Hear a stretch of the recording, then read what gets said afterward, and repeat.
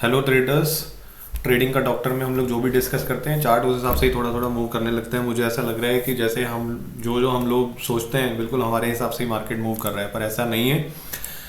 May be it may be A fluke, कुछ भी हो सकता है। तो आज हम लोग वापस से निफ्टी का प्रिडिक्शन करने वाले हैं कल के लिए।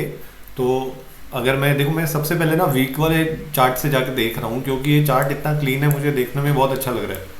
तो अगर मैं यहाँ पर देखता हूँ तो देख के मुझे यहाँ पे क्लियर नज़र आ रहा है कि यहाँ पे एक एम पैटर्न बना हुआ है। ठीक है, तो एम पैटर्न अब नीचे लेके जाने वाला है या ऊपर लेके जाने वाला है, that is immaterial for me. मेरे को यहाँ पे सिर्फ इतना देखना है कि मेरे लिए कोई सबसे बड़ा सपोर्ट या सबसे बड़ा रेजिस्टेंस मुझे कोई नज़र आ रहा है क्या। इतने क्लीन चार्ट पे मुझे सबसे आराम से एक तो ये मुझे सपोर्ट नज़र आ रहा है जिसको बहुत ही आसानी से ब्रेक कर दिया है इस कैंडल ने।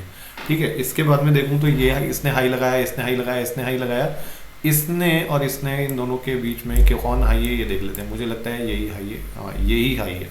तो ये ऊपर चलता गया और एक ये वाला मुझे सपोर्ट, एक ये नज़र आ रहा है सपोर्ट, जो इसके लिए सपोर्ट था, यहाँ सपोर्ट लिया, इसके बाद शूट मारा। ठीक है, तो ये दो मेजर मुझे सपोर्ट नज़र आ रहे हैं। मैं डेली चार्ट पे जाता हूँ।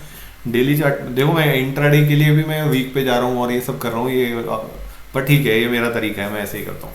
फिर हम डेली के बारे में बात करते हैं।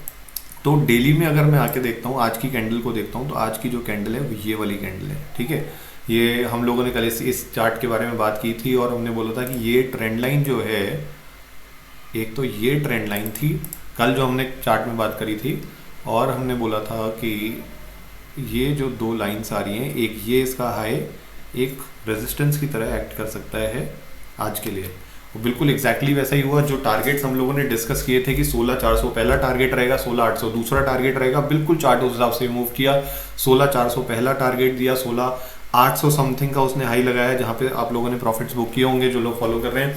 और उसके बाद में चार्ट ने नीचे मूव होना चालू किया क्योंकि इसका यहाँ पे एक रेजिस्टेंस था जो हमने कल डिस्कस किया था। ठीक है, तो मैं यहाँ पे एक रेजिस्टेंस मार्क कर लेता हूँ क्योंकि मुझे जो नज़र आ रहा है ना बड़ा बड़ा, वो यही नज़र आ रहा है कि यार ये एक रेजिस्टेंस जोन की तरह एक्ट करने वाला है जिसपे थोड़ी सी डिफ़िकल्टीज को हो सकती है। और अगर मैं आज के देखो, ये एक तो इसने हमने वीकली चार्ट पे निकाला था और एक ये वाला है, ये तो एक जोन, छोटी सी जोन मेरे पास में ये भी बन रही है, एक ऊपर जोन ये बन रही है, एक नीचे जोन ये बन रही है। अब मैं बात करने वाला हूँ इंट्राडे के लिए। ठीक है, तो अब मैं अगर इंट्राडे पे आता हूँ तो चार्ट जो है देखो कितना कॉम्प्लिकेटेड सा चार्ट लग रहा है ना। अब बिल्कुल ब्लैक एंड वाइट अगर मैं इसको ऐसे करके देखता हूँ तो मेरे सामने 400 पॉइंट की कैसी रेंज नज़र आ रही है, 16,450 से लेके 16,780 तक की रेंज, ऐसी रेंज है जहाँ पे निफ्टी जो है हो सकता है काफ़ी स्ट्रगल करे। ठीक है, तो कल के दिन की मैं स्पेसिफिक बात कर रहा हूँ। तो अगर कल की ओपनिंग फ्लैट ओपनिंग होती है तो probably there is a very high chance कि हम इस रेंज में फंस के रह जाएंगे। और अगर ऐसा नहीं होता है, गैप अप होता है, और अगर 16,800 के पार जाके निफ्टी का गैप अप होता है तो उस केस में हम लोगों को क्या करना है, 15 मिनट्स की कैंडल का वेट करना है।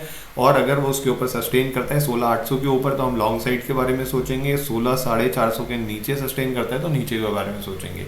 और अगर फ्लैट ओपनिंग होती है then in that case it could be anything, तो हम लोग कंसोलिडेशन में जा सकते हैं। ठीक है, तो जो मूवमेंट होगा वो ऐसा मूवमेंट आ सकता है, तो we have to be very cautious while trading. Okay, so all the best for your trading day. Next trading day we'll meet you, I'll meet you tomorrow same time. Okay, do subscribe this channel and share it with your friends, and if you like this please give me a thumbs up. Thanks a lot for watching.